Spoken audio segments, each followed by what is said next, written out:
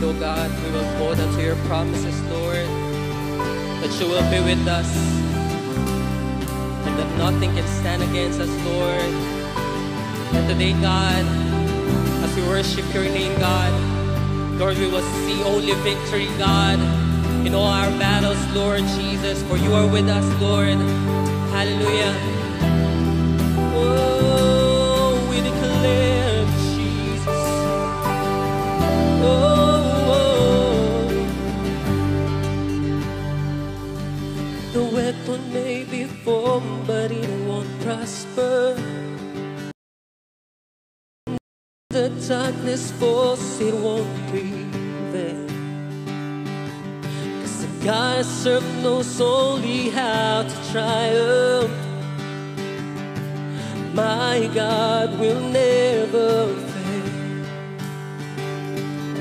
Oh, my God will never fail. I'm gonna see a victory. I'm gonna see a victory. For the battle belongs to you, Lord. Come on, declare it. I'm gonna see a victory. I'm gonna see a victory. For the battle belongs to you, Lord.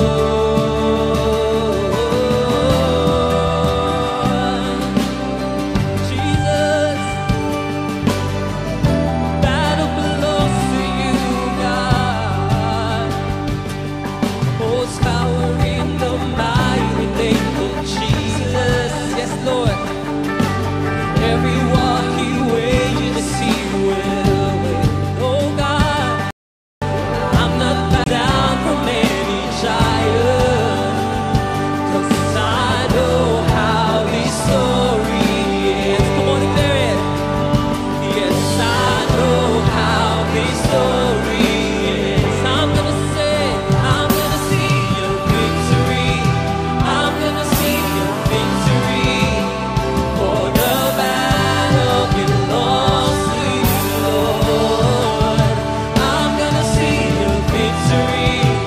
I'm gonna see a victory.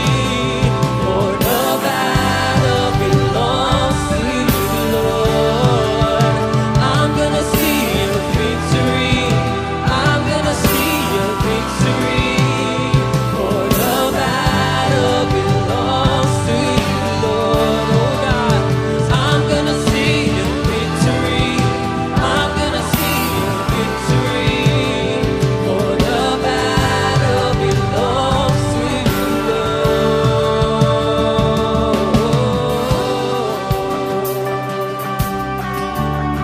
Jesus, oh, we will worship you.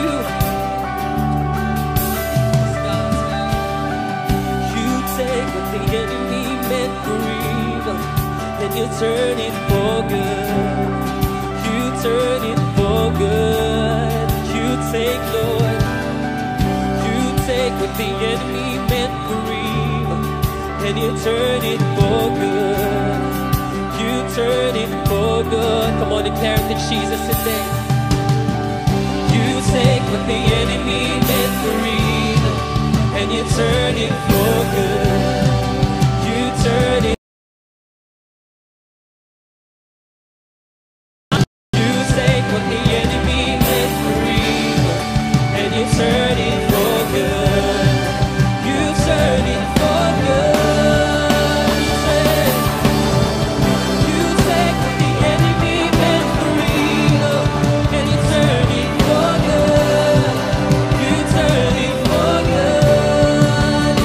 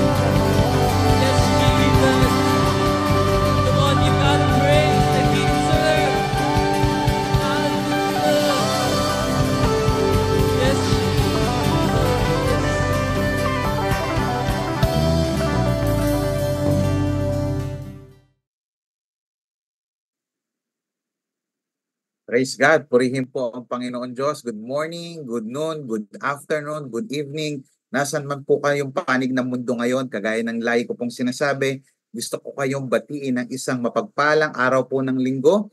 And I hope that you are all doing well, ano man ang ating mga pinagdadaanan ngayon, gaano man katindi, gaano kabigat, financially, emotionally, relationally, spiritually. Gusto ko po sabihin sa inyo na mas marami pa rin po tayong mga bagay na dapat pong ipagpasalamat sa ating Panginoon. Pwede po bang i-type natin sa comment section, God is good. All the time and all the time, God is good. Tayo po ay nasa third installment na po ng ating Month of May series entitled Give and Take.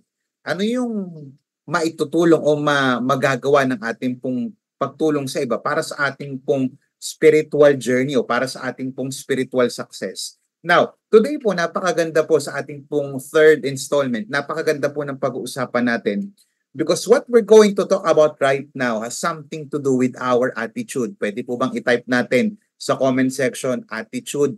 Ito po yung pag-uugali po natin. Now, ang sabi po ni Zig Ziglar, the late Zig Ziglar said, it's your attitude, not your aptitude. Hindi ibig sabihin po, ito yung skills, ability that will determine your altitude. Let me just repeat it.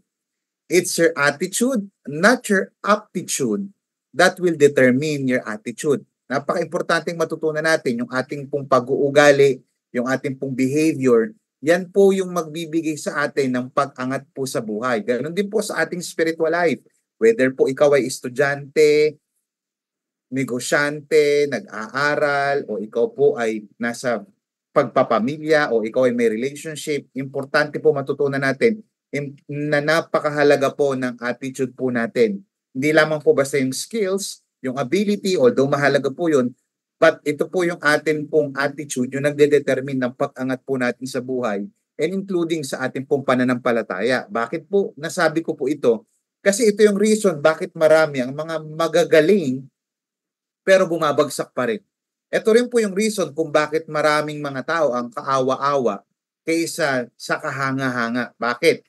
Importante po yung pag-aayos ng atin pong attitude. Lalong-lalo na po tayong mga Christian sapagkat yung attitude po natin, ito dapat yung reflection kung gaano na po kalalim o meron po ba talaga tayong relationship sa ating pong Panginoon. Kaya naalala ko, pagka tayo po ay babiyahe sa probinsya, whether ito ay panorte o pa-south, papunta po ng north ng Pilipinas o ng south ng Philippines, every time na tayo po ay magla-land travel, lalong-lalo na po, siyempre meron po tayong mga sasakyan. Ang laging pinapaalala po sa atin, ewan ko kung familiar kayo dito, yung blow bag. Pag sinabi pong blow bag, ito po yung mga dapat po nating i-check every time that we are about to embark o tayo po ay maglalakbay sa ating pong mga biyahe. Unang-una sa sasakyan, dapat chine-check yung battery check. Yan, chine-check natin kung yung battery ba, malakas pa ba? Kasi mahirap na kapag tumirik. Yung lights ba natin, okay ba? Kasi importante, lalong-lalo na kapag aabutan ka ng dilim sa daan, hinuhuli yan. At syempre, delikado yan kapag meron kang kasalubong, hindi mo makikita. Importante din yung oil. Ano pa yung W, yung water, kasi lalong-lalo na ngayon, mainit ang panahon, marami pong nag-o-overheat. Kung yung tao nga nag-o-overheat, sasakyan pa kaya. Yung brake, yung preno, lalong-lalo na kapag nasa expressway ka, importante na merong brake dahil kapag walang brake, aksidente yan. At yung hangin ng gulong, may tamang PSI po ang kada gulong. Ano pa, yung gasolina, di naman lingid sa inyong kaalaman na kapag walang gasolina, hindi tatakbo yung ating pong mga sasakyan. So, importante po yung blow bag. Ito yung mga chine-check po natin bago po tayo bumiyahe for us to reach our destination. Pakitype po sa comment section, destination. Kapag marami pong aberya sa daan, hindi po tayo basta-basta makakarating sa ating pong patutunguhan. That is why, i-chine-check po natin. Battery check, lights check, oil check, water check, brake check, air check, and gas check. Now listen to this. Ganon din po pagdating sa ating pong journey bilang mga Christians. Importante po sa ating paglalakbay bilang mga Kristiyano, ang na-check po natin yung ating pong attitude. Today, this afternoon, this evening, this morning, anumang oras po kayo nanonood, join me in our topic entitled Attitude Check. Ano yung mga dapat po nating i-check for us to be like Christ? Ano po yung ating po mga dapat i-check for us to grow in our faith? Ano yung mga dapat nating i-check for us to reach our God-given destiny? Now, kapag kausapan pong attitude, wala po tayong ibang dapat sundan na perfect at siguradong hindi tayo maliligaw. Walang iba kundi ang ating pong Panginoong Jesus. Now, I want you to open your Bibles with me sa Philippians chapter 4 verse 5 through 11 na sinulat po ni Apostle Paul para po sa mga kapatiran sa Philippi, mga taga-Pilipos. Ito po ay naisulat na kung saan si Apostle Paul po ay nakakulong sa Rome. At nung ito po ay sinulat niya, ito po ay para po sa mga taga-Philippi. Ito po ay nilalaman ng kanyang part ng kanya pong sulat. Nakakapulutan po natin ang aral pagdating po sa tinatawag nating attitude. Sabi po ng verse 5, your attitude should be the same as that of Christ Jesus, who, being in very nature God, did not consider equality with God something to be grasped, but made himself nothing, taking the very nature of a servant, being made in human likeness, and being found in an appearance as a man, he humbled himself and became obedient to death, even death on a cross. Therefore, God exalted him to the highest place and gave him the name that is above every name, that at the name of Jesus every knee should bow in heaven and on earth, under the earth. Verse 11, and every tongue confess that Jesus Christ is Lord, to the glory of God the Father. Purihin po ang pagkakabasas ng ating Panginoon sa kanyang salita. Pwede mag-heart react nga kayo dyan.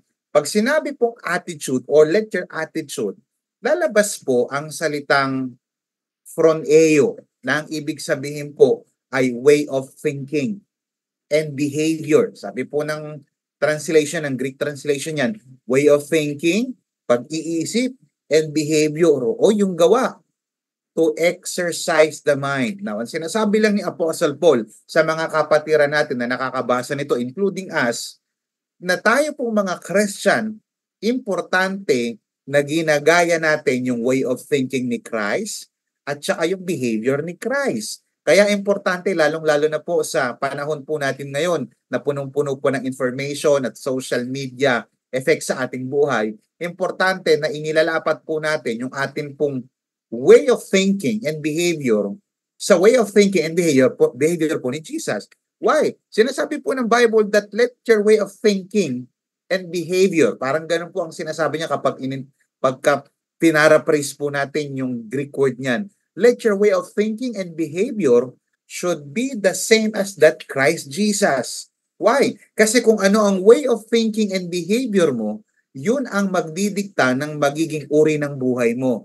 No wonder marami pong Christians ang hindi po nag-grow, hindi po nagmamature, hindi po nagiging kamukha ni Christ because iba po yung kanilang way of thinking and behavior. Now, ano yung mga dapat po nating i-check kagaya po ng blow bag bago tayo bumiyahe o habang tayo bumabiyahe, ano yung mga dapat nating nakikita sa ating buhay na dapat nating i-check for us to reach our God-given destiny, for us to be like Christ. Ano yung mga dapat nating i-check? Balikan po natin yung verse 6. Sabi po ng verse 6, who being in very nature God did not consider equality with God something to be grasped, but made himself nothing, taking the very nature of a servant, being made in human likeness, and being found in an appearance as a man, he humbled himself and became obedient to death, even death on a cross. Ano po yung mga dapat nating i-check for us to be like Christ? Ano yung mga dapat nating i-check para mag-mature at mag-grow po tayo sa pagiging Christian natin? Una, check your empathy. Everybody type that in the chat. Empathy.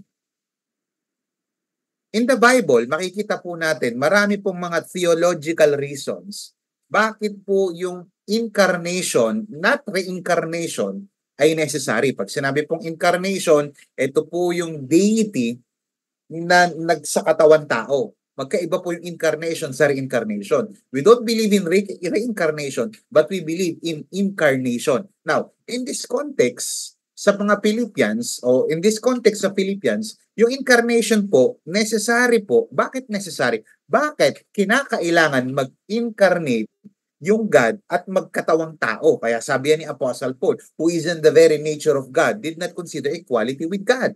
Now, bakit bakit necessary, in this context, bakit necessary yung incarnation o yung pagsasakatawan tao ng Diyos?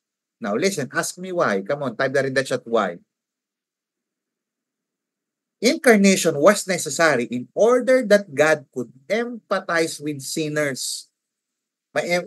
Maranasan niya yung pagiging tao. Now, in what sense did Jesus empty himself? Saan niya in-empty yung kanyang sarili? Hindi sinasabi ni Paul dito nag-give up niya yung pagiging Diyos. Ulitin ko, Paul isn't saying Jesus gave up his divine nature or attribute. Si Jesus Christ po never ceased to be God. Nung nandito siya sa lupa, he was 100% God and he was 100% man. He remained fully God and while became fully man. Now, tingnan niyo, paano ko nasabi yan? Colossians chapter 2 verse 9, sabi, for the full content of divine nature lives in Christ in his humanity. Yung full content po ng divine nature, yung pagiging Diyos, ay nasa humanity po ni Christ. Now, listen to this. Jesus willingly limited. Ano ibig sabihin nun? Si Jesus Christ willingly limited himself nung siya po ay nasa mundo. Kaya po, pwede nating masabi, pag sinabi pong salitang empathy, so he understand what happens to humans. In-acknowledge din po yan ng writer po ng Hebrew. Sabi po ng Hebrews chapter 4 verse 15, for we do not have a high priest, meaning si Jesus, who is unable to empathize with our weakness. But we have one who has been tempted in every way. Na-tempt daw po si Jesus Christ sa lahat ng kaparaanan, just as we are. Kagaya po natin na-tempt din si Jesus Christ. Ang kaibahan po natin, si Jesus Christ po hindi nagkasala. Kaya importante pong matutunan natin that Jesus Christ empathize with us. Nauunawaan ni Jesus Christ yung pinagdadaanan mo sa school na mahirap, yung pinagdadaanan mo sa career, yung pinagdadaanan mo sa temptation, yung pinagdadaanan mo sa business, sa family, sa health, even sa mga personal dreams mo. Why? Because si Jesus Christ po, according to the Word of God, ay na-tempt din in every way. Pag sinabi pong empathy, sabi po sa New Dictionary of Pastoral Studies, a process whereby one person enters into a deepest possible awareness of another person is experiencing at a given moment. Empathy includes intellectual understanding and shared information as well as feelings. Kaya tama po yung interpretation na kapag kinuha nyo po yung Greek word ng empathy, ang lumalabas po niyan ay the way of thinking and behavior. Ano po pwede natin matutunan dito? Nauunawaan ng Panginoon, naranasan ng Panginoon yung pinagdadaanan mo ngayon. So kung meron man tayong encouragement, tayo po ay tumingin kay Jesus. I-exercise po natin if we want to grow in our faith, if we want to grow as a Christian, if we want to be an effective Christian, we need to check our empathy. Now, gusto ko maunawaan ninyo that empathy is intentional. Pwede bang i-type natin sa comment section? Intentional. Sabi po ng verse 7, but made himself nothing. Hindi niya hinubad yung pagiging Diyos niya. Nilimit niya, pero Diyos pa rin po siya. But made himself nothing, taking the very nature of a servant, being made in human likeness. Now, it is better to think of Christ emptying of himself as laying aside. Nilay aside niya yung mga privileges, nung mga privileges niya sa langit. Sabi nga ng ibang translation sa NIV, Jesus made himself nothing. Sa NLT naman, he gave up his divine privileges. So hindi nawala yung kanyang pagka-Diyos. Willingly, listen to this, i-name niya and willingly, he chose to occupy the position of a servant. Ang tawag po natin dyan sa theology ay kenosis. Pag sinabing he made himself nothing, kenosis po yan. Meaning he emptied himself of divine privileges, not his divinity. Hindi yung kanyang pagka-Diyos, kundi yung privileges ng pagiging Diyos. Now, ano pwede nating matutunan? What can we learn from this, Pastor? Practicing empathy often requires, listen, setting aside our own position or comforts to truly understand other experiences. Si Jesus Christ, hindi niya ginibap yung kanyang pagka-Diyos, but the privileges of God. So, una, intentional po ang empathy. Kaya kung gusto mo na maki-empathize sa mga kapatid mo, dapat naranasan mo din yung kanilang naranasan. Now, listen. Empathy is intentional. Pangalawa, empathy is experiential. Sabi ng Bible, but made himself nothing, taking the very nature of a servant, being made in human likeness, and being found in appearance as a man. He humbled himself, became obedient to death, even death on a cross. Now, ito yung sinabi ko kanina, yung part ng kenosis. As part of the kenosis, Jesus sometimes operated within the limitations of humanity. Kaya pansinin mo, hindi naman napapagod yung Diyos Pero si Jesus Christ napapagod kasi nilimit niya yung tinanggal niya yung kanyang privileges at nilimit niya yung privileges ng pagiging Diyos niya dito sa lupa. God does not get tired or thirsty, but Jesus did. Napagod si Jesus Christ, kaya nga natulog kasi nasa katawang tao po siya. Ulitin ko po ang kenosis, ito yung theological concept derived from the Greek word kenosis, which means emptying.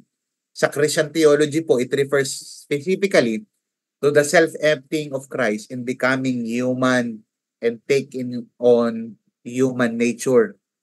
Bakit? By this way, he was able to identify with human beings. Magkaiba po yung empathy at saka sympathy. Pag sinabi pong sympathy, nauunawaan mo yung suffering ng isang tao. Pero yung empathy, na-experience mo ngayon yung pinagdadaanan ng isang tao. Kaya magandang practice po ito sa mga mambabatas natin para masabi mo na, kaya na ng ordinaryong mahirap na ganito lang ang budget. Try mong yun ang budgetin mo, yung kainin mo. Yung iba, ano ba yan? Hirap yung commute. Try mong ikaw yung sumakay sa jeep.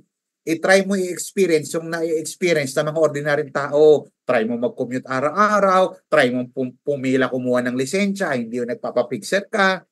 Ano yung mga practical application ng empathy? Listen, active listening and presence sa mga tao.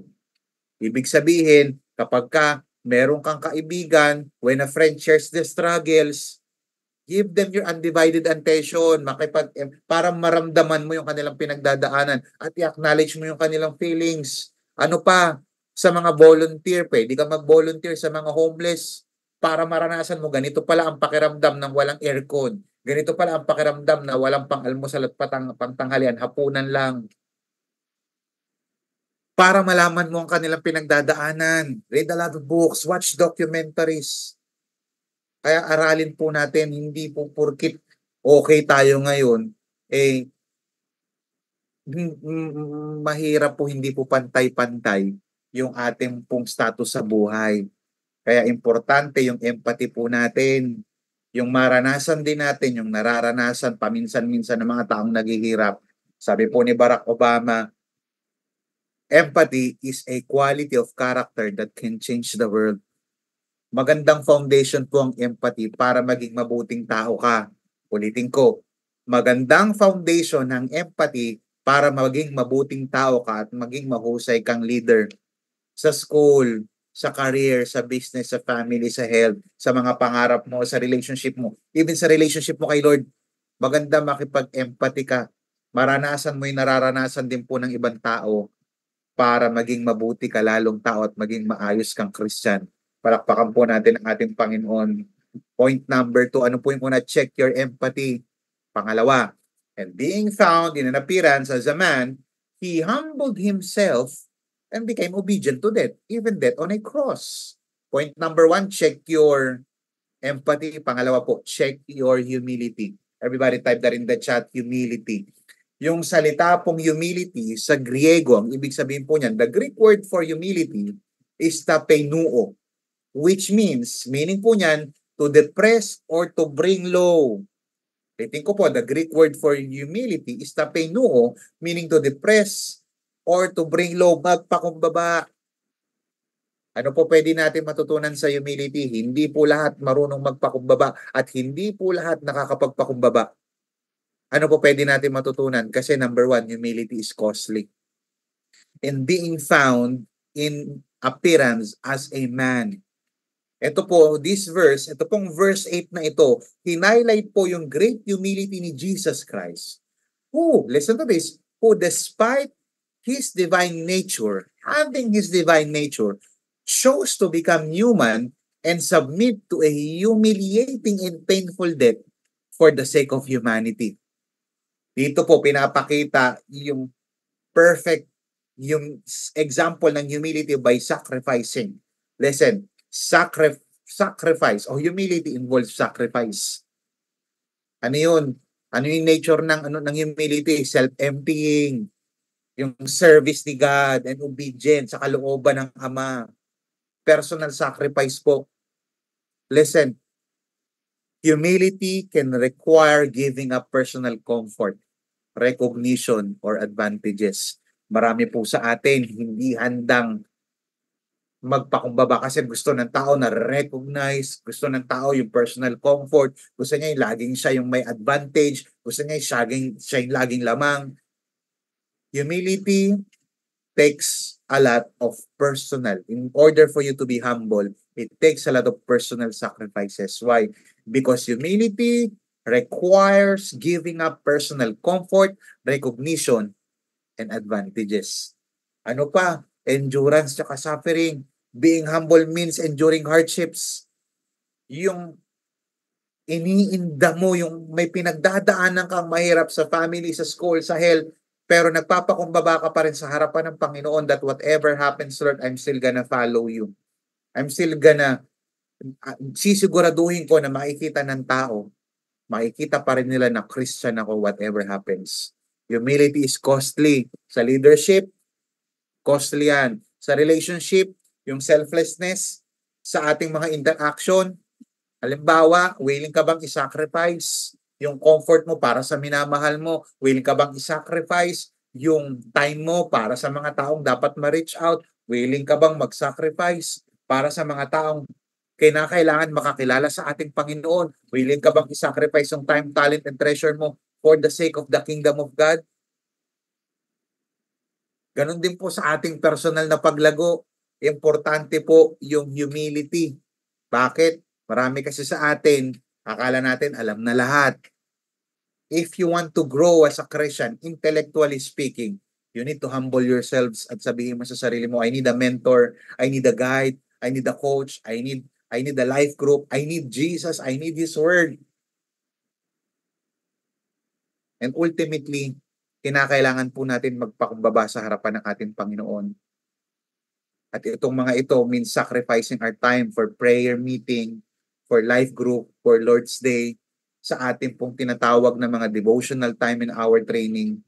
I-reflect po natin, nasan po ba ang ating mga commitment pagdating po sa ating pong humility. Pangalawa po, humility is a choice. He humbled himself. Nagpakumbaba po siya.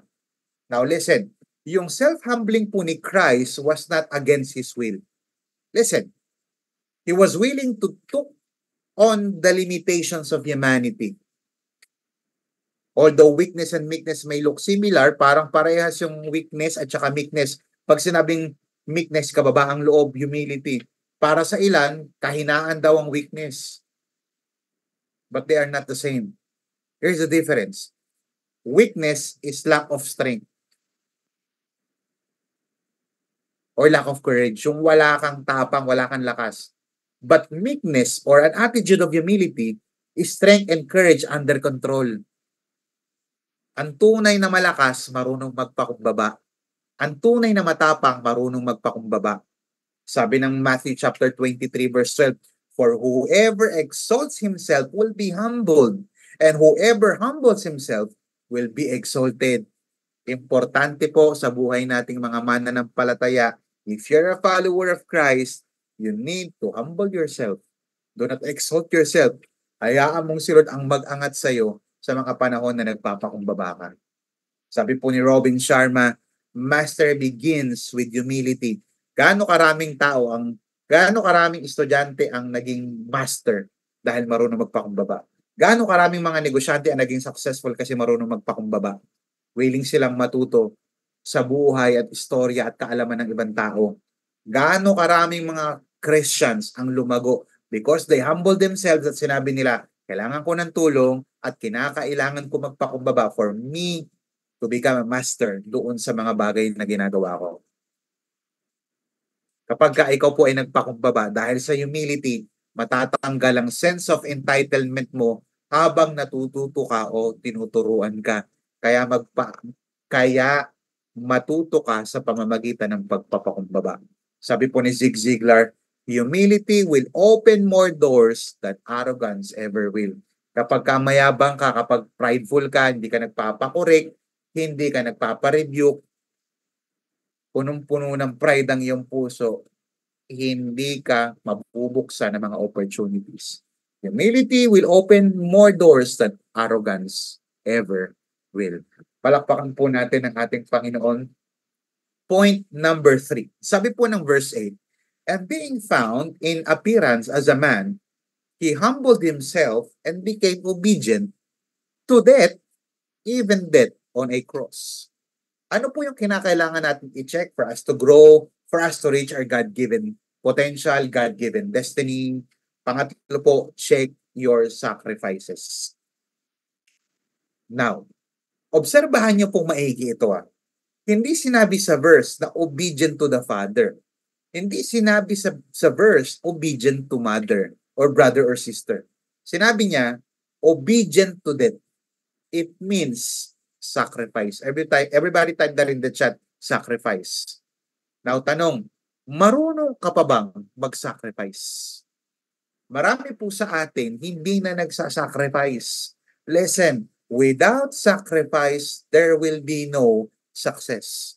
Because in order for you to become successful in school, in career, in business, in family, in your health, in your dreams, in your relationship, and even personal walk with God, it takes a lot of sacrifices. Let me just repeat it, without sacrifice, there will be no success in all areas of life. Kaya lang, pakitype sa comment section, number 1, sacrifice is painful. Sabi ng Bible, and became obedient to death. Alam nyo, matututunan natin dito, handa si Lord Jesus na masaktan, gumaling ka lang. Handa si Lord Jesus na masaktan, maligtas ka lang. Handa si Lord Jesus na masaktan, mailigtas ka lang laban sa pagkakaalipin sa kasalanan at sa hatol mo papuntang impyerno. Handa si Lord masaktan. Ang tanong, handa ka ba ring masaktan para sa ating Panginoon? Para masunod ang kanyang kalooban at para maligtas natin o maligtas ni Lord sa pamamagitan ng buhay mo yung mga taong kinakailangan pa makakilala sa Kanya. Sabi po ng 1 Peter chapter 2 verse 24, He Himself bore our sins in His body on the cross so that we might die to sins and live for righteousness. By His wounds you have been healed. Ulitin ko, handa si Lord masaktan at magsakripisyo kahit masakit, even when it hurts. Gumaling ka lang at maligtas ka lang. Totoo po yung kasabihan na no pain, no gain. Ulitin ko, no pain, no gain. Type that in the chat, no pain, no gain. Kapag walang sakripisyo, wala kang ma-achieve. Sabi nga ng iba, no guts, no glory. No pain, no gain. Sabi ng security guard, no ID, no entry. Kidding aside, let me just repeat it, no pain, no gain. Sa school, kapag hindi ka magsasacrifice, hindi ka makakagraduate. Kapag hindi mo handang isacrifice yung time mo para sa iba, para sa pag-aaral mo, hindi ka makakagraduate. Sa career, marami tayong mga isasacrifice. Sa businesses natin, marami mga businesses ang naging successful. Ang ganda, hanga ako dyan. Wow! Napapawaw tayo. Ang nakikita lang natin yung success but not the sacrifices. Maraming family ang naging successful because of the sacrifices ng magulang. Yung iba naman walang magulang kaya naging successful ang family dahil sa sacrifices ng mga magkakapatid, yung panganay o yung pangalawa. Maraming mga malulusog ngayon yung healthy kasi nag-sacrifice sila ng mga ang sarap naman kumain ng ganito na matatamis, na maalat. Minsan ka lang mabuhay, kainin mo na lahat ng gusto mong kainin. No, kung gusto mo pang tumagal sa mundo at magamit ni Lord for His glory, health is wealth. Marami kang isa-sacrifice. Even yung mga favorite mong kainin na bawal, kinakailangan i-sacrifice yun para masunod mo si Lord at para maging kagamit-gamit ka pa sa kanyang kaharian. Maraming relationship ang naging successful kasi may mga sinacrifice sila. Kaya nga pansinin mo sa family, bakit naging successful yung family na to? Kasi yung tatay, sinacrifice niya yung paglalasing niya tsaka pambababae niya. Hindi na ako mambababae, hindi na ako manluloko ng asawa, hindi na ako maglalasing, uunahin ko ang pamilya ko, kaya naging successful ang family na. Marami ring mga Christian naging successful sa kanilang Christian walk kasi sinacrifice nila yung mga bagay na dapat isacrifice. Listen to this very carefully. Without sacrifices, you will never ever experience spiritual success in your journey with Christ. Kasi kapag ikaw ay tinawag ni Christ na sumunod sa Kanya, marami kang isasakripisyo. Some of us, hindi ko nila lahat sinacrifice nila yung kanilang career, masunod lang ang ating Panginoon. Ano? Walang day off ng Sunday? Di ako papayag niyan. Dapat yung papasukan ko Saturday, Sunday. Kasi hindi pwede makompromiso ang pagsamba ko sa Panginoon tuwing linggo at pagsaserve ko kay Lord. Handa ka bang isakripisyo yung mga bagay na pinapasacrifice sa'yo ni Lord, ha?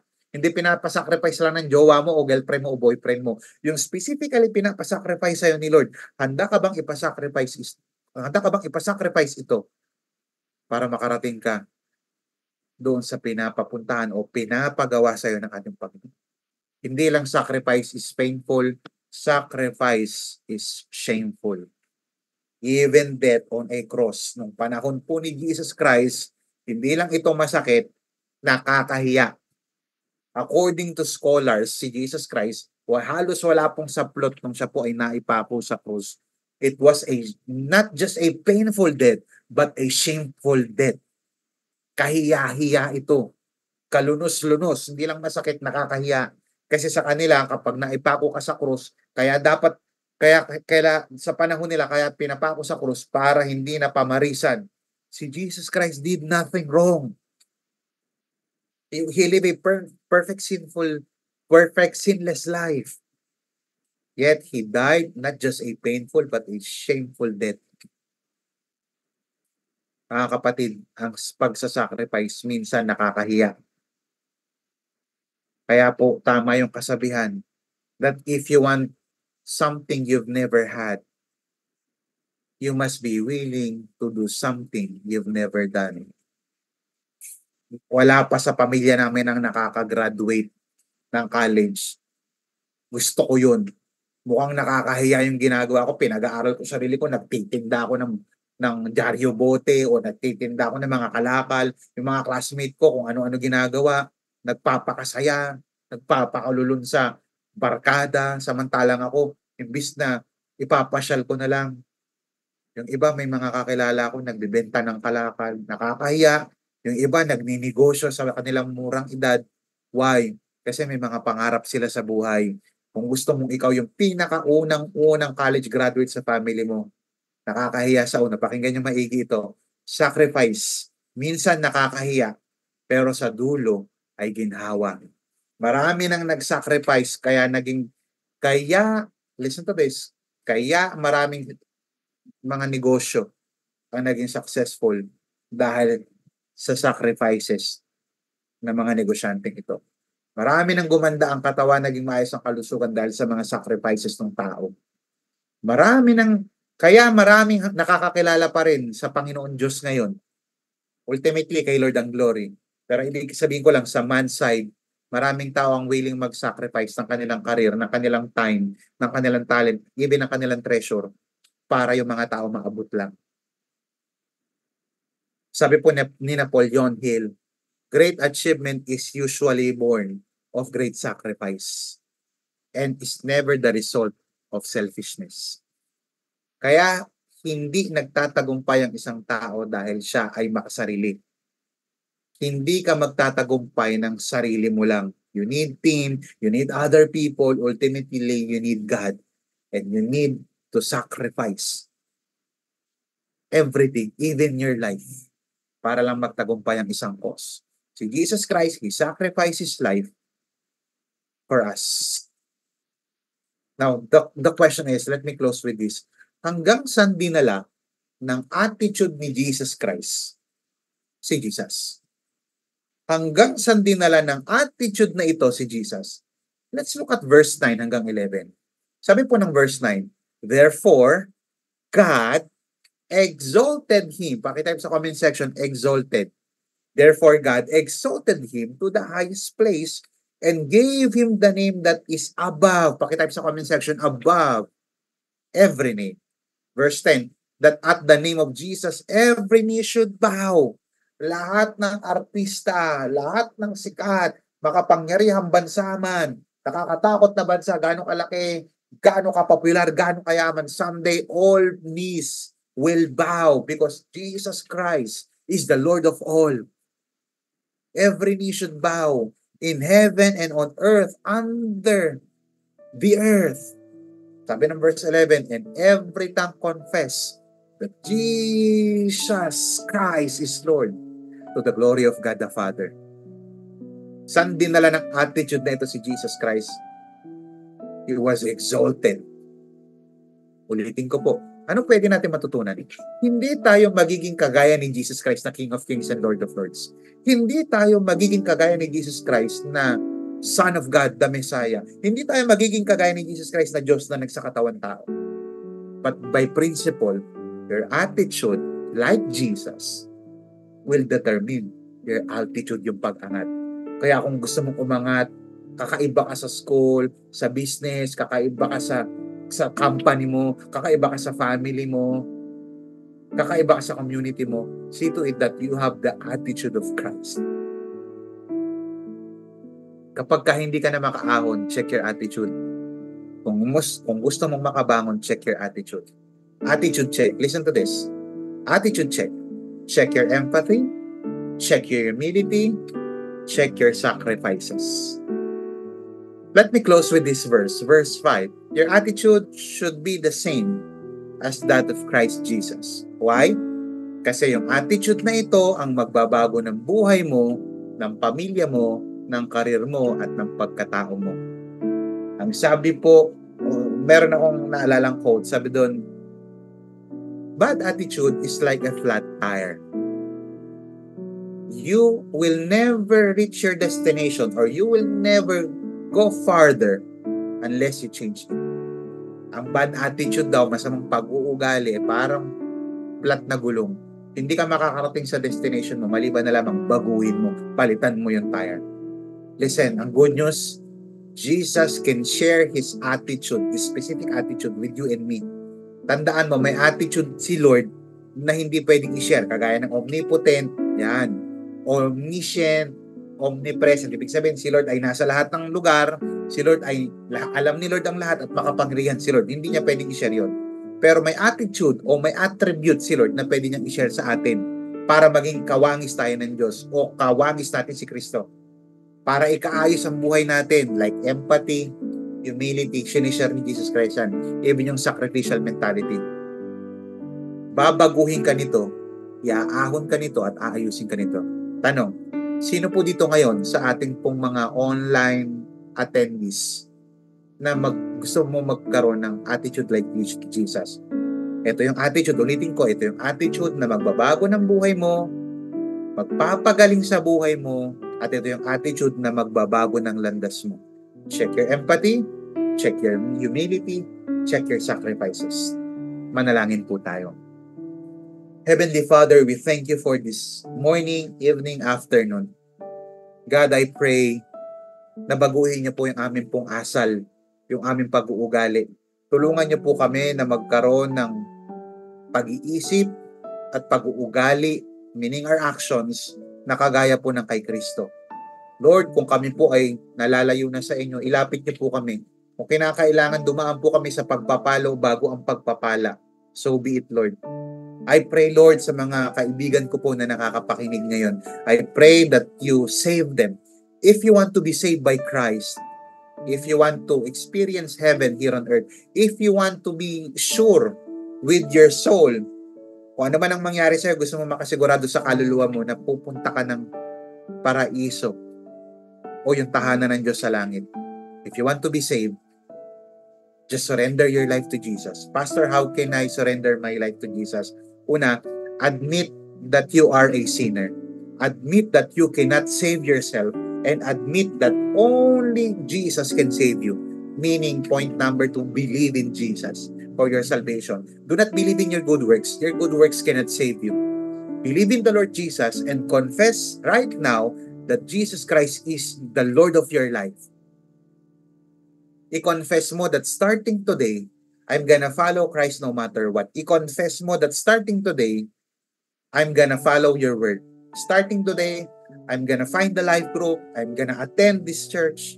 Kasi dito ko masusundan si Jesus Christ sa pamamagitan ng mga turo ni Jesus sa church na ito.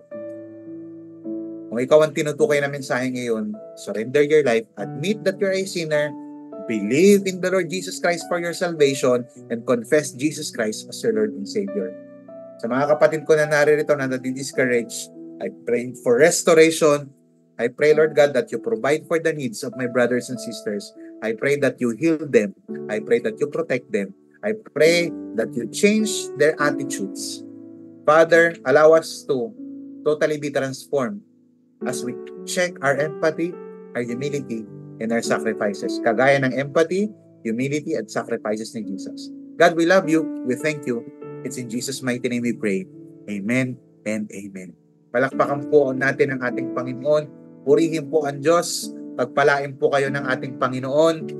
At ngayon po, dadako po tayo sa ating pong pambibigay.